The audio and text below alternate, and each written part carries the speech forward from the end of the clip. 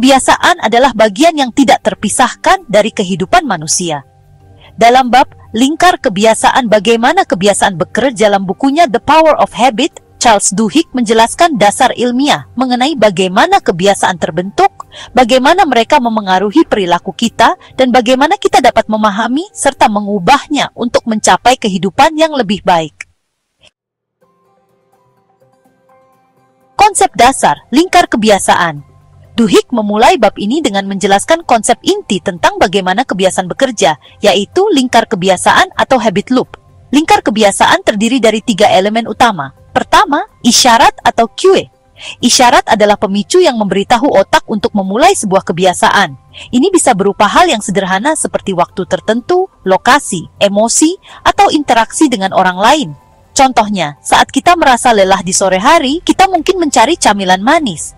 Kedua, rutinitas atau rutin. Rutinitas adalah tindakan yang kita lakukan setelah dipicu oleh isyarat. Ini bisa berupa tindakan fisik, proses mental, atau respons emosional. Misalnya, setelah merasa lelah, kita akan mengambil coklat dari meja kerja. Dan ketiga, hadiah atau reward. Hadiah adalah hasil dari rutinitas yang memuaskan kebutuhan atau keinginan kita. Ini menciptakan rasa senang dan membuat otak kita lebih cenderung mengulang kebiasaan tersebut di masa depan. Contohnya, setelah makan coklat, kita akan merasa energi kita meningkat, yang membuat kebiasaan ini terasa menyenangkan. Ketika ketiga elemen ini terjadi secara berulang, otak akan mulai mengenali pola tersebut dan secara otomatis menginternalisasi kebiasaan.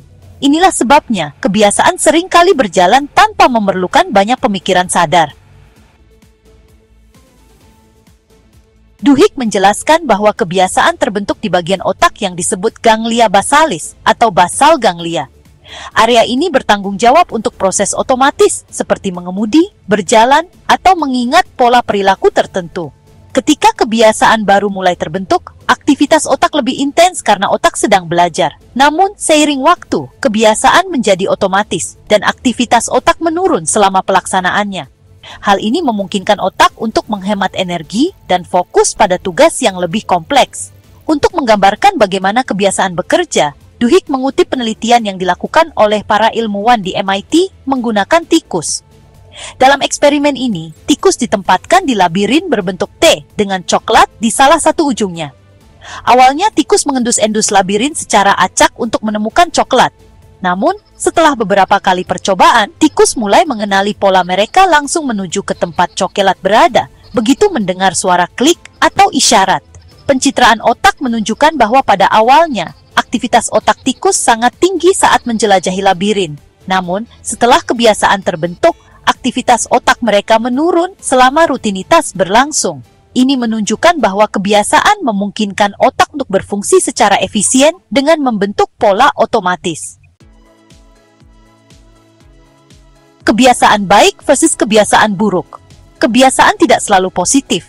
Duhigg menjelaskan bahwa kebiasaan bisa baik atau buruk, tergantung pada rutinitas dan hasilnya. Misalnya, kebiasaan berolahraga secara teratur adalah kebiasaan baik karena memberikan manfaat kesehatan. Sebaliknya, kebiasaan merokok adalah kebiasaan buruk karena merusak kesehatan. Namun, baik kebiasaan baik maupun buruk terbentuk melalui proses yang sama dalam lingkar kebiasaan. Oleh karena itu, memahami bagaimana lingkar kebiasaan bekerja memberikan peluang untuk mengganti kebiasaan buruk dengan kebiasaan yang lebih baik. Mengubah kebiasaan, Golden Rule. Salah satu poin penting dalam bab ini adalah aturan emas dalam mengubah kebiasaan. Duhigg menyebutkan bahwa untuk mengubah kebiasaan, kita tidak perlu menghancurkan lingkar kebiasaan. Sebaliknya, kita hanya perlu mengganti rutinitas di dalam lingkar tersebut. Langkah-langkah untuk mengubah kebiasaan meliputi: pertama, mengidentifikasi isyarat. Kita kenali pemicu spesifik yang memulai kebiasaan kita. Misalnya, jika kita selalu makan makanan cepat saji saat stres, maka isyaratnya adalah perasaan stres. Kedua, mengenali hadiah. Kita cari tahu apa yang kita dapatkan dari kebiasaan tersebut. Dalam contoh di atas, hadiahnya mungkin berupa rasa nyaman atau kepuasan emosional. Ketiga, mengganti rutinitas. Kita temukan rutinitas baru yang dapat memberikan hadiah yang sama tetapi lebih sehat. Misalnya, kita dapat mengganti makanan cepat saji dengan berjalan-jalan sebentar untuk mengurangi stres.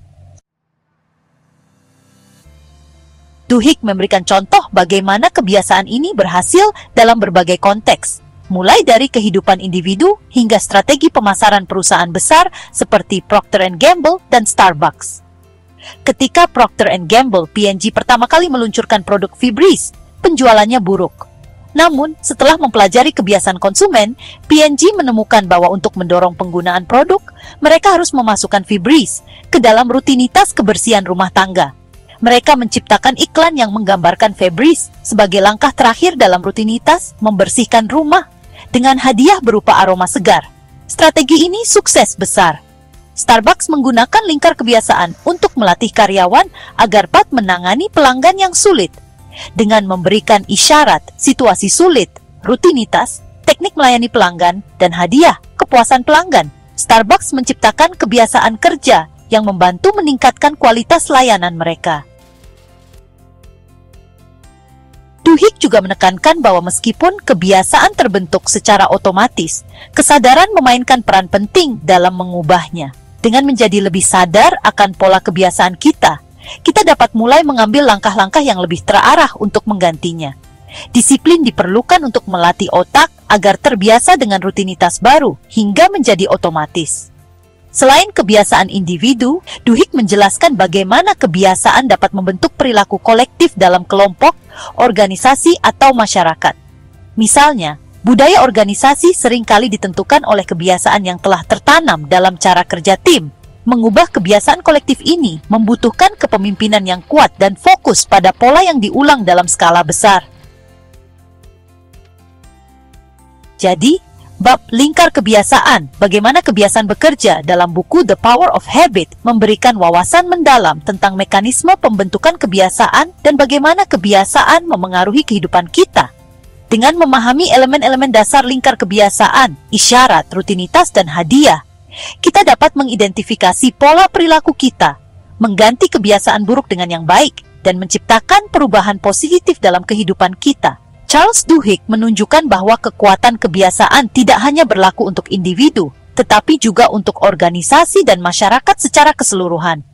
Dengan pendekatan yang tepat, kita dapat menggunakan pemahaman ini untuk meningkatkan produktivitas, kesejahteraan, dan keberhasilan dalam berbagai aspek kehidupan. Untuk mendapatkan buku The Power of Habit karya Charles Duhigg, klik tautan pada deskripsi video ini untuk melakukan pembelian secara online di bellbook.com.